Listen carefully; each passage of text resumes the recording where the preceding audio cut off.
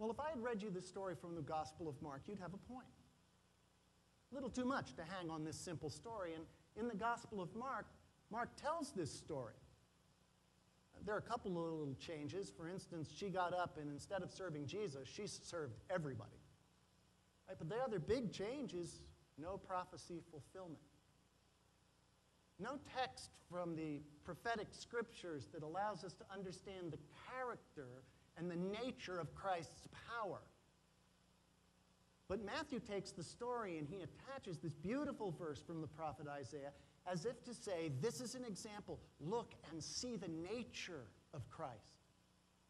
And Matthew was seeking to point to something that he knew was true from his scriptures, from the prophet Isaiah. Matthew was pointing to something that he knew was true because he saw it in the faith of Jesus Christ. He took our infirmities and bore our diseases, Isaiah said. Isaiah was writing to a group of people who had been in exile for 2 generations. A people who had lost hope, a society that was threadbare and frayed. People who'd lost a sense of identity or any kind of place, long, long way from home. And Isaiah imagined a leader that was to serve them. A leader that could absorb, could take those infirmities, could take those diseases and carry them out of exile towards their home with God in Jerusalem. That's the power that Matthew sees when he looks at Jesus. That's the power that Matthew is pointing to when he tells this story about Jesus touching the woman's hand and allowing her to heal.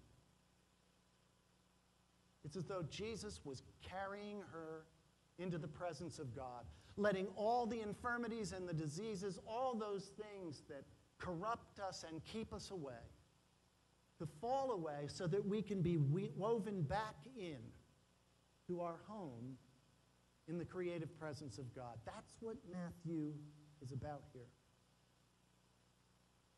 He carried our infirmities. The same hand that touched this woman is touching you right now. The same power that animated Isaiah's dream, the same power that animated Jesus, lives and surrounds every one of us.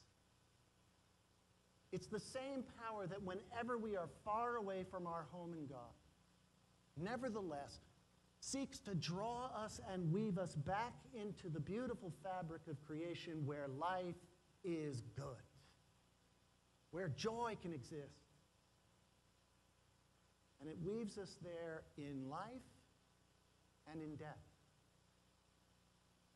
No matter the disease, no matter the disturbance, no matter the hopelessness, no matter the condition of body, even the death will be used as a moment for the Spirit of God to weave us back into the glory and beauty of creation's tapestry. That's what Matthew's getting at here. It's news that we share. It's news that we support one another with. It's news that gives the hope to a world around us that can change it and allow a society to become tighter, closer to that moment of joy. It connects us in life and in death. And it brings us to a new moment of beauty.